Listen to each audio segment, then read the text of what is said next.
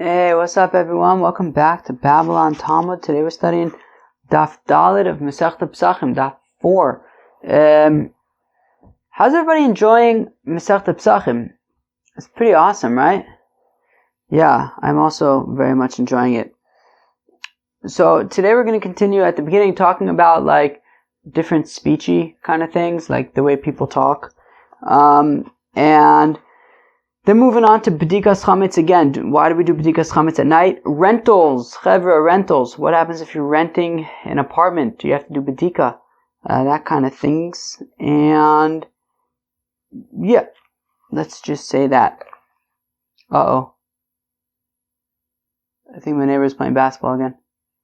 Alright, what can I tell you? It's a free country. Alright. But it is really distracting. Okay, let's get started.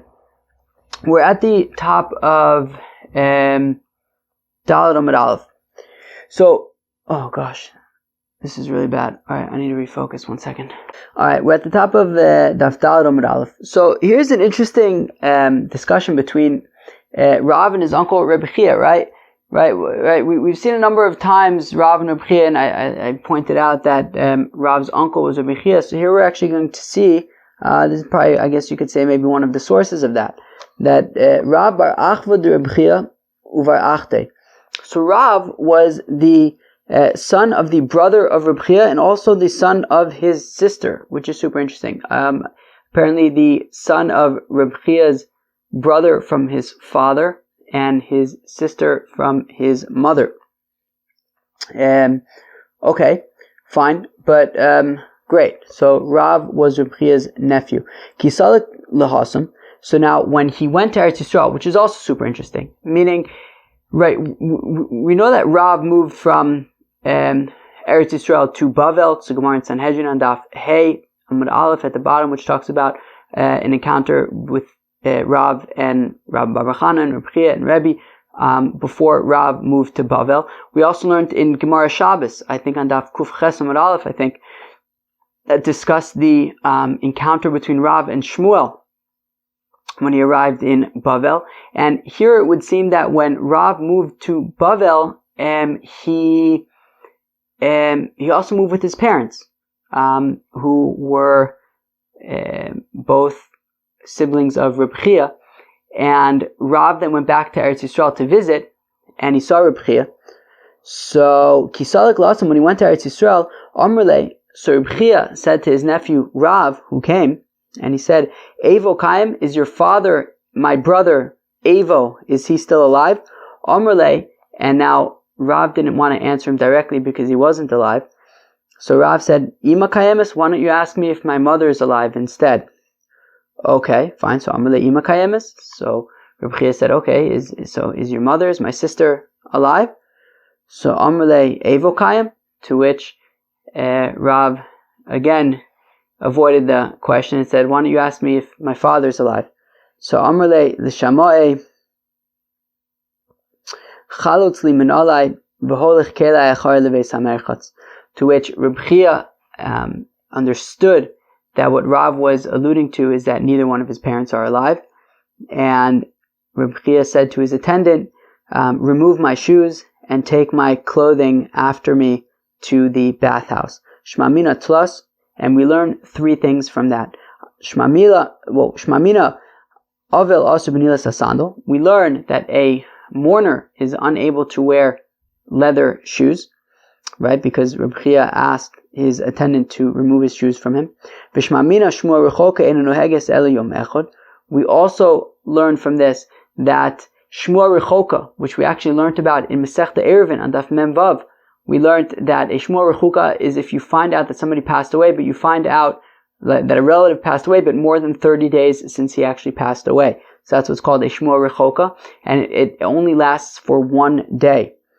Vishmamina Miktsas Yom Kikulo, and we also learn that part of the day is considered like the entire day. So therefore, in the story with Reb Chia, when he found out that his brother and sister had both passed away, so on the one hand he said, remove my shoes, because he needed to be a mourner.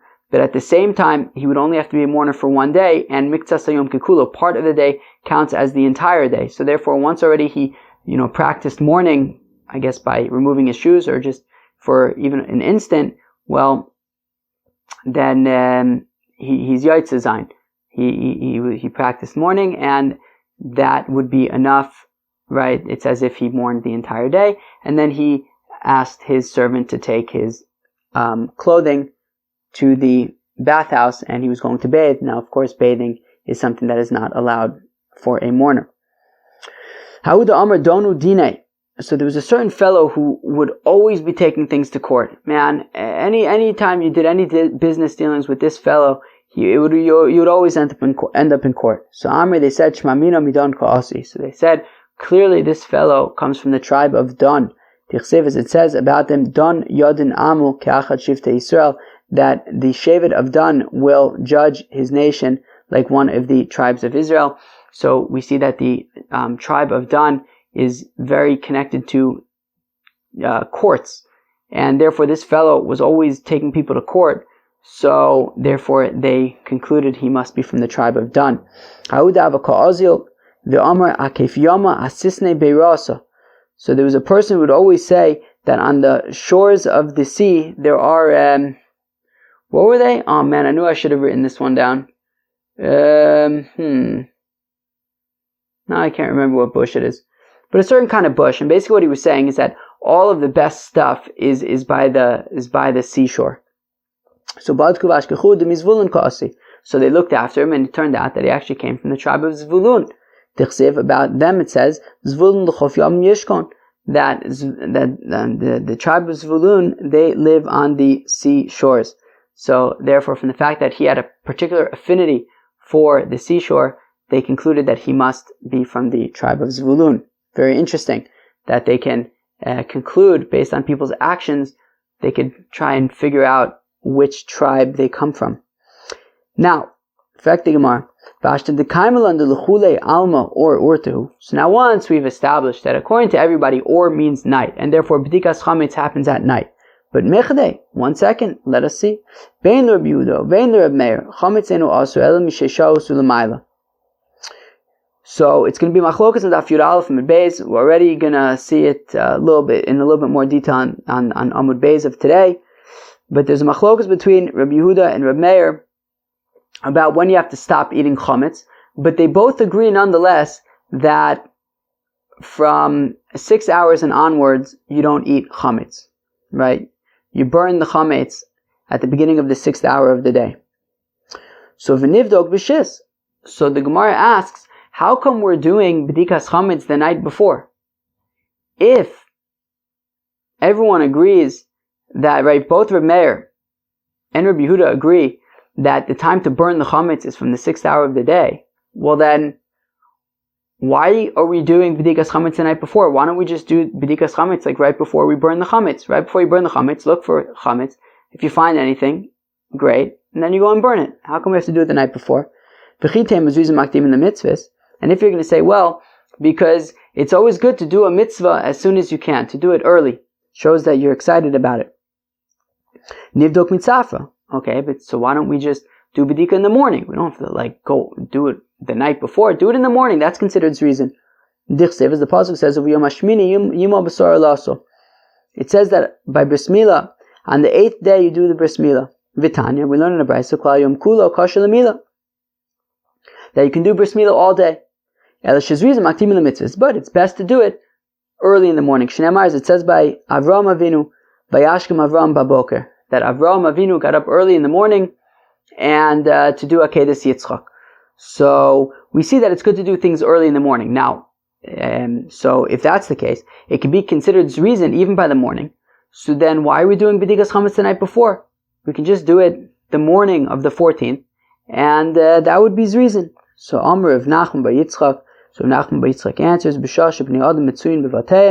that we want to find a time when everybody is home, and additionally, candlelight is very good for doing Bedikas Chametz. When it's dark and you have a candle, the candle is able to shine light on specific areas, it's very good for searching. So therefore, says Rav Nachman bar Yitzchak, that is why the nighttime is a good time for Bedikas Chametz. People are at home, and you can also utilize the light of a candle. Amar Abaye, says Abaye Hilkach, therefore Cheved, this is important, right? This is important for Babylon Talmud Cheved, this is important. Haitzur me'abanan lo liftach be'idane be'orta de tleisa denage abesar. A young Torah student should not start learning on the night between the 13th and 14th of Nisan, i.e. the night of Bedikas Chametz, Dilma mashchale shmaite v'asila imnuei mimitzvah, lest he come to become completely overcome in his learning, that he will space out and miss the mitzvah of Bedikas Chametz. So therefore, Chevra, this year, when it comes to time for Bedikas Chametz, maybe listen to Babylon Talmud even before, either before or afterwards. But once it's nighttime, you should jump on that Bedikas Chametz train. Balminimir of Nachman bar Yitzchak, they asked of Nachman bar Yitzchak, Hamaskir bayis lachaveru barba asar almi livdok. Oh, so if Reuven rents his apartment, right? Reuven's got an Airbnb, and he rents it out to Shimon for Pesach. And Shimon comes on Erev Pesach to his Airbnb. So alamaski livdok the chamir dideu. So do we say that Reuven, the host, needs to do the bedika for Shimon, or duma alasocher livdok, or maybe Shimon the renter, he should be the one. So do we say that Reuven's got to do the bedika because after all it's his chametz, not Shimon's chametz? Or do we say that Shimon, the renter, needs to do the bedika, the isur b'shusei kai, because at the end of the day, since Shimon is renting the apartment from Reuven, Reuven's chametz is going to ultimately be in his rishus, right? He's renting it, so it's his apartment. Now, he doesn't necessarily own the chametz in it, right? If there's a whiskey collection, he doesn't own that whiskey collection, it's still Reuven's. But at the end of the day, Shimon's the one who's living there for Pesach. So, who needs to do the bedikas chametz?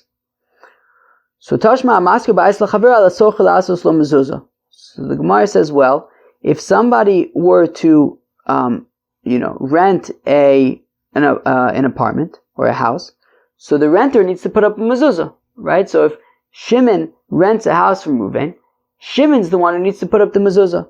So we want to argue that just like Shimon would have to put up a mezuzah, let's say that Shimon would have to do a bedikas chametz. So the Gemara says that's not a good comparison, because Hasam ha'amr of Mishayashia mezuzah chovas hadarhi, that when it comes to mezuzah, we say that mezuzah is upon the person who lives in the house to do it. Rashi gives a few different answers. The fishu mashamarto, because it protects the person who's in the house, right? And he also has Gzeres HaKasuv. Whatever it is, it's specific to mezuzah, that it's for the person who lives in the house to do this mitzvah. Hacha mai. But what about bedikas chametz? Who needs to do it? Is it the owner of the house needs to do the bedikas chametz because it's his chametz, or is the renter do the bedikas chametz because ultimately he's the one who's living there for Pesach? So Amru of Nachman bar Yitzchak, Tanina. So Nachman bar Yitzchak says, we learned in a Mishnah, Hamaskir bayis lachvero, if Reuven rents out his house to Shimon, imat shelo masulo maftechos chol arba asar, if the 14th day of Nisan, i.e., Erev Pesach, the time when it comes to do bedikas chametz, if it arrives and Reuven has not yet handed over the keys to Shimon, well then alamaskir livdok, well then Reuven needs to do the bedika, right? If the time for bedikas chametz arrives and Shimon has not yet rented the apartment yet, has not yet taken the keys from Reuven, well then Reuven needs to do the bedikas chametz. Well, but if the transfer of the keys took place already before the 14th, i.e. before bedikas chametz, well then ala socher livdok. Well then, since at the time that bedikas chametz kicked in, it was in the possession of the renter, well then he's going to have to do the bedikas chametz. Okay, very good. So we asked, in a rental situation, who needs to do the bedikas chametz? So essentially it depends if the transferring of the key, as Rashi says, Rashi explains that the transferring of the key, who kinyan aschirus, it's the kinyan, it's the acquisition that happens when of the rental. So therefore, it depends when the keys are transferred. If the keys are transferred before the 14th, well then it's upon the renter to do the Bedikat. If the keys are transferred after the 14th, so then it is upon the owner, the host, to do the Bedikat.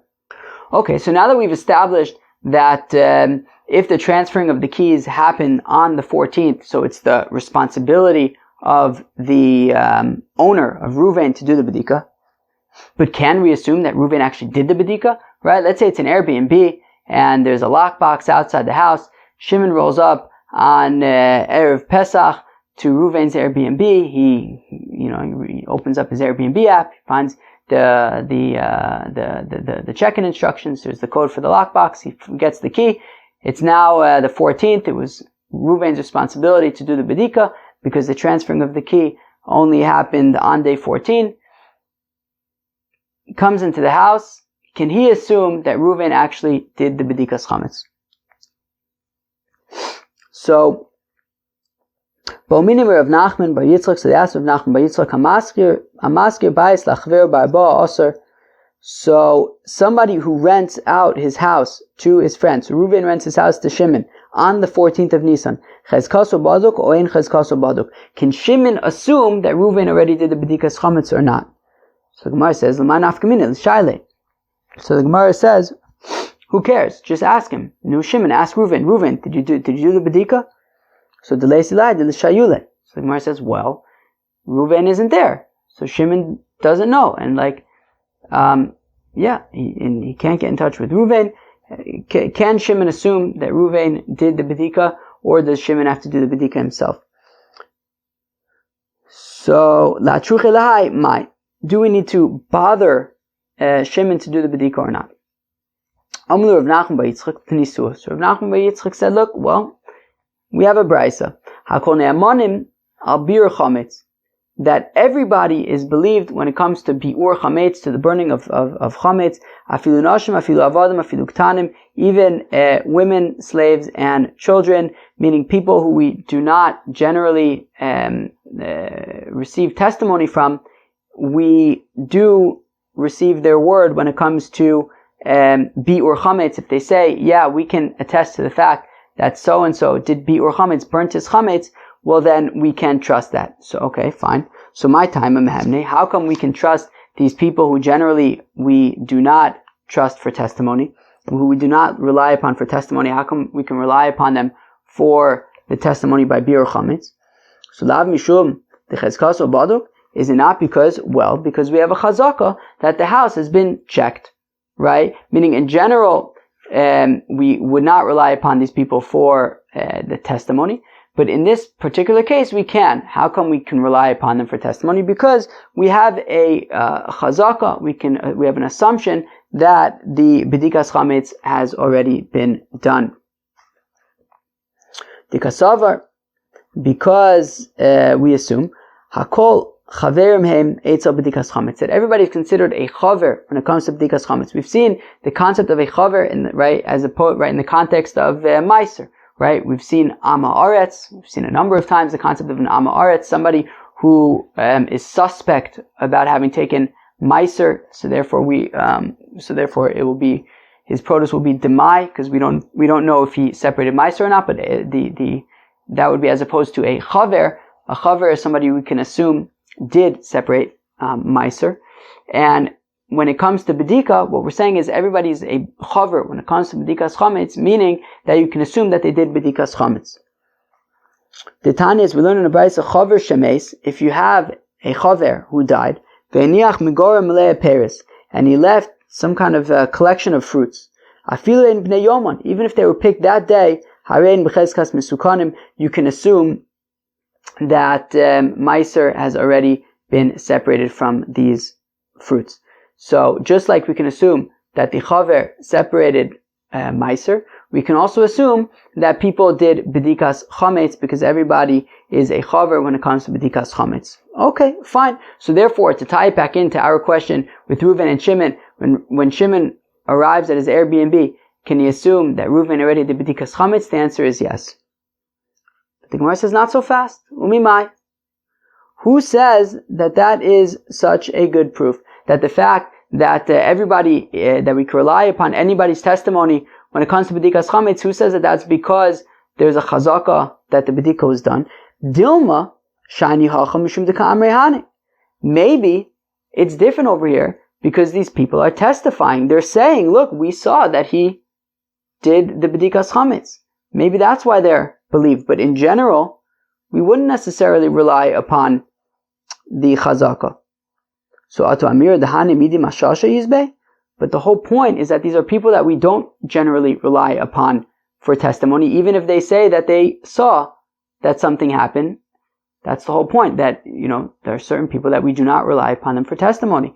And therefore, the fact that they said that a Bedika happened wouldn't be relevant. So, elamai, chezkaso baduk. Okay, fine. So what? So we're going to say then that there's a chazaka that the house has already been checked. Okay, that you can assume that the house has been checked, and that is why we can rely upon people who we don't generally rely upon for testimony, because in this case we already can assume that the house has been checked. But if that's the case, but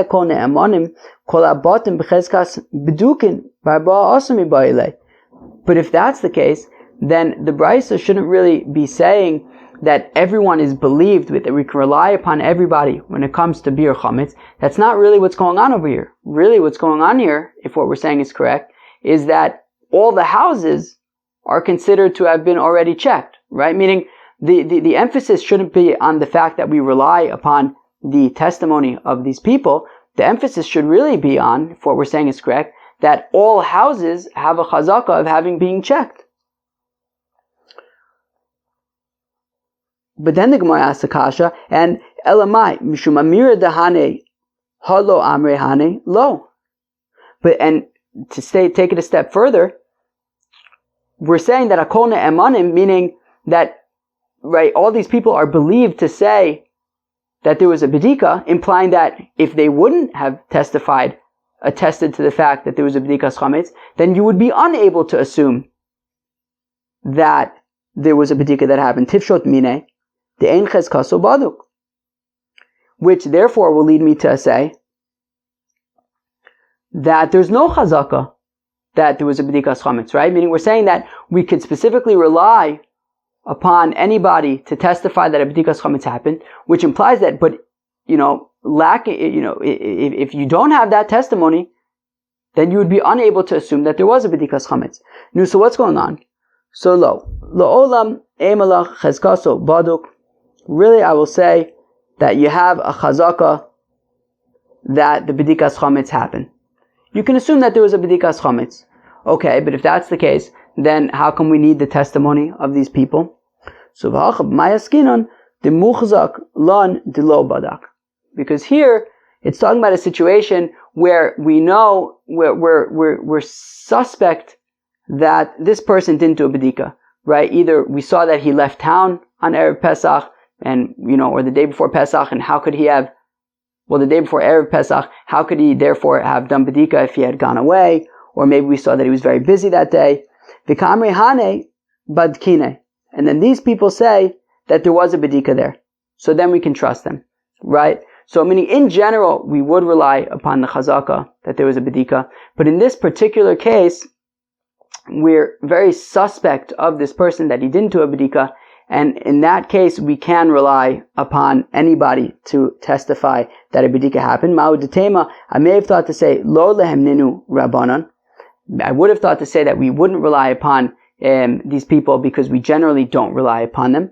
Kamash malan came with the bedikas chametz midrabanon, who, since bedikas chametz is midrabanon, v'midoraisa bebitul ba'alma sagile, that according to Torah law, all you really have to do is be mevatel the chametz and nu rabbanon b'drabanon. The rabbis believe these people we don't generally rely upon. The rabbis said that we can rely upon them. So, meaning mida oraisa, which is super interesting, that on the Torah level, when it comes to chametz, all you have to do is be mevatel it. All you have to do is say that I want nothing to do with any of this chametz. It's like the afer da'ara, it's like the dust of the earth, right? Mida oraisa, on mida oraisa level, that's all you have to do, is say I don't want anything to do with any of this chametz. the rabbi said that we want you to actually search out for the hametz and find the hametz and get rid of it. And therefore, since it's a rabbinic institution, they said that in a situation where you are suspicious that a person didn't do a bedika, we can even rely upon people who we don't generally rely upon for testimony to testify that there was a bedika. However, the default status would be that there is a chazaka that people do a bedika, and therefore to tie it back in to Reuven and Shimon can assume that Reuven did a bedika. So now this is an interesting question. What if Shimon rented the Airbnb from Reuven under the assumption, maybe like Reuven wrote on the description. I'm like already forgetting about how Airbnbs work, the descriptions and all that stuff. It's been a while. Anyways, so Shimon rents the Airbnb from Reuven, and it says in the description that it's a Pesach rental and Bedikas hametz has already been done. And Shimon's like, wow, that's amazing. I don't have to do Bedikas hametz. This sounds like a great spot. And sure enough, Erev Pesach takes the key out of the lockbox, puts it in the door, gets inside. There's Pashat chametz everywhere. Reuven clearly did not do Bedikas hametz. So Mao, mihave k'mekach tos olo. Is this considered a mekach tos or not? What's a mekach tos? Who could tell me? Mekach tos is if you purchase something and it was a mistake. And Rashi explains very interestingly in the Dibra Maschil lo mibaya heichad lo yave agra. Right? It says a few lines into the Rashi, Dimayisi yodea she'eno baduk lo ayisi sochro. Meaning, do we say that it's to such an extent that he would say, if I knew that this place didn't have a Bedikas hametz as advertised, I wouldn't have rented it in the first place. So if he can make that argument and say, if I would have known this in advance, then I certainly would not have signed up for it. Well, if we can make that argument for him, then it would be a mekach taos, and it would be grounds to nullify their contract. So again, from the beginning, if Shimon rents out his apartment to Reuven, if Reuven rents out his apartment to Shimon, with the sort of assumption that the Bedikas hametz was to have already happened, and Shimon finds that there is no way that a Bedikas hametz happened over here, is it considered a mistaken purchase? So Tashma Kamini the Amr Abai says Abai lo mi baya ba'asud lo yave agua uvadku. So you don't even have to ask about a place where people do the bedika themselves. Meaning they don't pay other people to do the bedika for them, they do it themselves.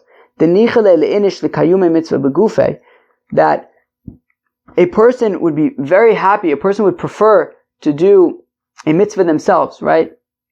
In a place where they do not hire other people to do Bedikas hametz for them. They do it themselves because they are happy to do the mitzvah themselves. Well, certainly in a place like that, you can assume that this person will have no problem doing the Bedikas hametz. And even if he would have known in advance that he would have to do the Bedika himself, he still would have rented this place.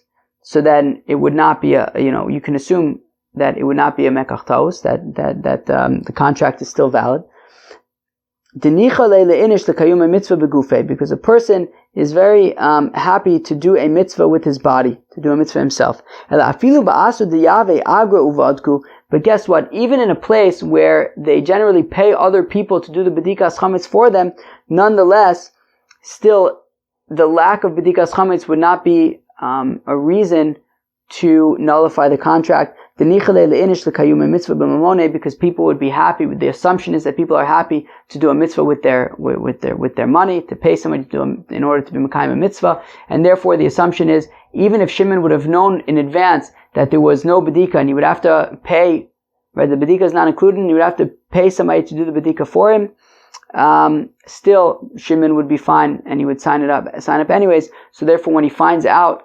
It might be inconvenient, but nonetheless, when he finds out on Erev Pesach that no Bedika was done, it's not grounds to nullify the contract. Because he would be happy, the assumption is he would be happy to pay somebody to do the Bedika for him. Tanan Hasam, we learned in the Mishnah on Daf Yud Aleph Mebez that we referenced earlier on the Daf. Reb Meir Omer says, Reb Meir, Ochlin kol chamesh v'sorf mitchilas sheish. we eat all of the 5th hour and we burn the chametz at the beginning of the 6th hour.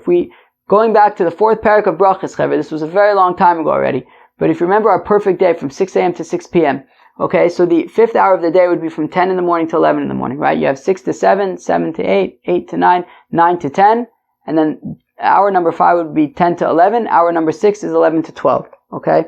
So says Reb Meir, Ochlin kol chamish, you can eat during the entirety of the 5th hour, i.e. from 10 to 11, v'sarfim b'tchila sheish, and you burn the chametz at the beginning of the 6th hour, i.e. at 11 a.m. Reb Yehuda omer ochlin kol arba. Reb Yehuda says you can eat throughout the 4th hour, i.e. from 9 to 10, v'tolin kol chamish, the entire 5th hour from 10 to 11, you don't eat, but you don't necessarily have to burn the chametz yet. V'sarfim b'tchila sheish, but then at the beginning of the 6th hour, or by the beginning of the 6th hour, you burn the chametz. But everyone seems to agree, though, that from 6 hours and onwards, it's also to have chametz. You have to burn it by then.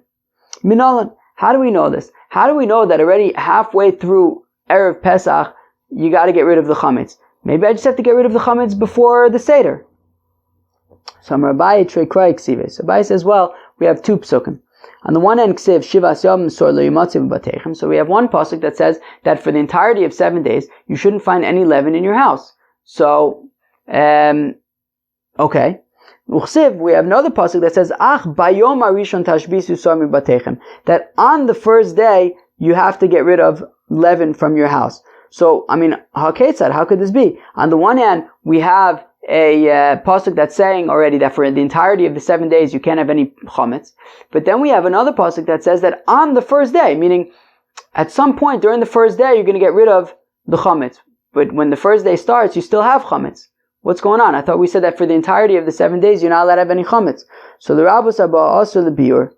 So the drasha is that this ach bayom arishon, it's saying what is that first day that you get rid of the chametz in the middle of the day? It's talking about Erev Pesach. That in Erev Pesach, you get rid of the chametz in the middle of the day, and that's from the 6th hour. The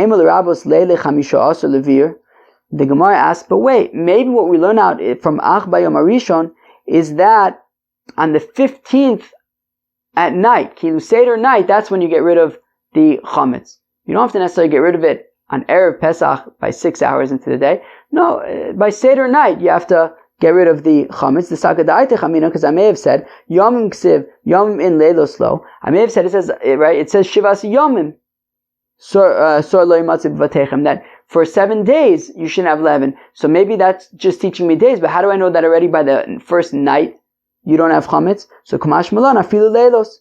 So therefore, ach bayom arishon is saying that even by Seder night you have to get rid of the chametz. But maybe it doesn't, right? But that wouldn't necessarily teach us that on Erev Pesach, you have to get rid of the chametz.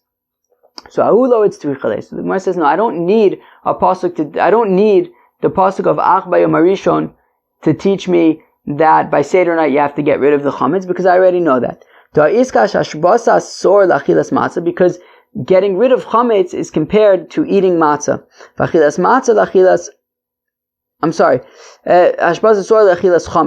That getting rid of chametz is compared to eating chametz. V'achilas chametz l'achilas matzah, and eating chametz is compared to eating matzah.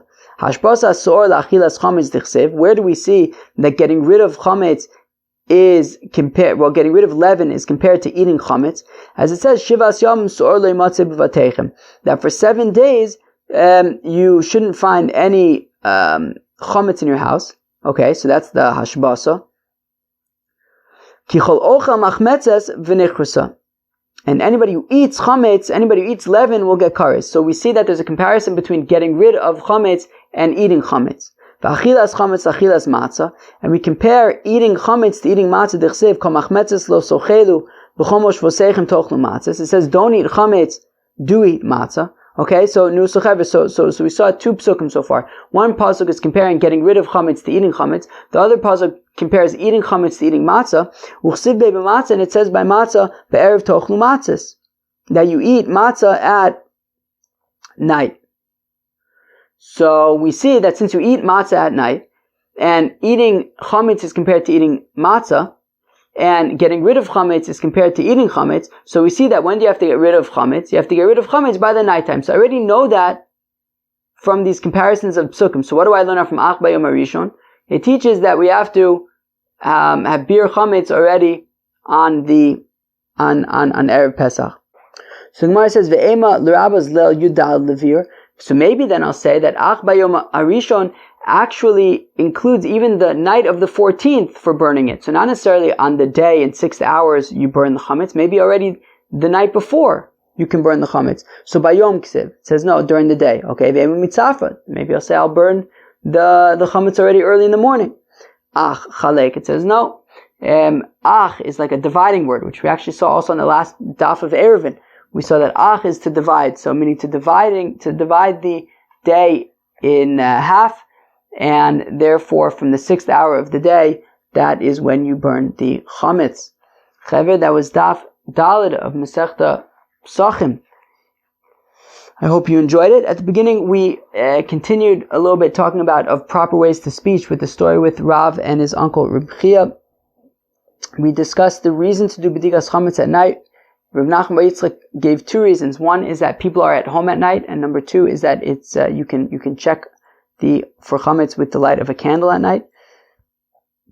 We discussed doing Bedikas Chametz in a rental. So we said that the important thing is when the keys were transferred. If the keys were transferred before the 14th day of Nisan, well then it is the renter's responsibility to do the Bedika.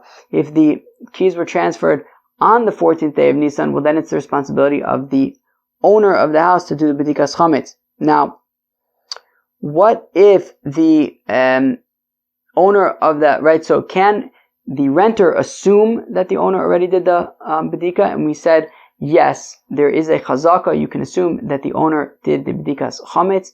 And we mentioned that, but in the case where we have reason to suspect that maybe he didn't do Bedikas Chametz, we can trust anybody to testify that, if anybody says, even if it's Nashim Avadim Katan, people that we don't usually rely upon for testimony, if they say that there was a Bedika done, so we can rely upon them.